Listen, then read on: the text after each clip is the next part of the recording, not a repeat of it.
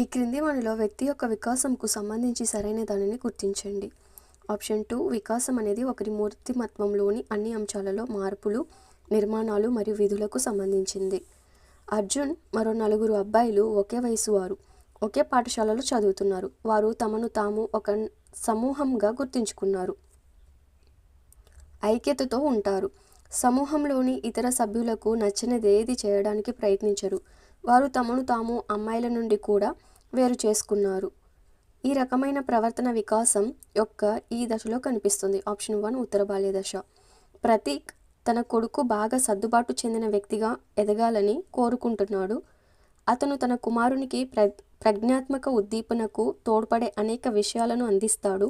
తన కొడుకు వికాసాన్ని మెరుగుపరచడానికి ప్రతీక్ ఈ అంశంపై ఆధారపడుతున్నాడు. ఆప్షన్ 4, మానసిక.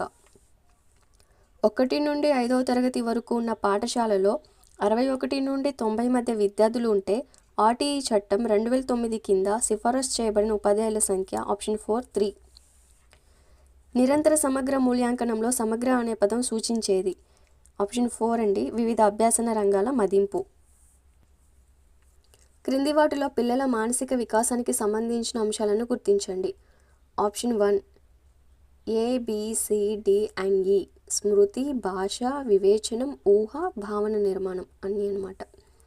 జాబితా ఏను జాబితా బితో జతపరచండి. స్కిన్నర్ వచ్చేసి పునర్బలనం, చామ్స్కీ వచ్చేసి భాష సముపార్జన పరికరం, బండూరా వచ్చేసి నమూనా.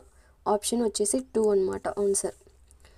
పేరెంట్ టీచర్ మీటింగ్ సెషన్లో 3వ తరగతికి చెందిన టీచర్ ప్రతి పేరెంట్ వ్యక్తిగతంగా ఇంటరాక్ట్ అవుతూ ఈ వయసులో పిల్లలు కష్టపడి పనిచేయడం ప్రారంభించి వివిధ నైపుణ్యాలను పెంపొందించుకునేలా చేయడం పాఠశాల లక్ష్యం అని చెప్పారు. అదేవిధంగా చిన్న చిన్న ఇంటి పనుల్లో వారిని నిమగ్నం చేయమని తల్లిదండ్రులకు చెబుతుంది. ఎరిక్సన్ యొక్క మనోసాంఘిక వికాస సిద్ధాంతం ప్రకారం ఈ పిల్లల దశ శ్రమశీలత వర్సెస్ నూన్యత. ఆప్షన్ 3 అన్నమాట.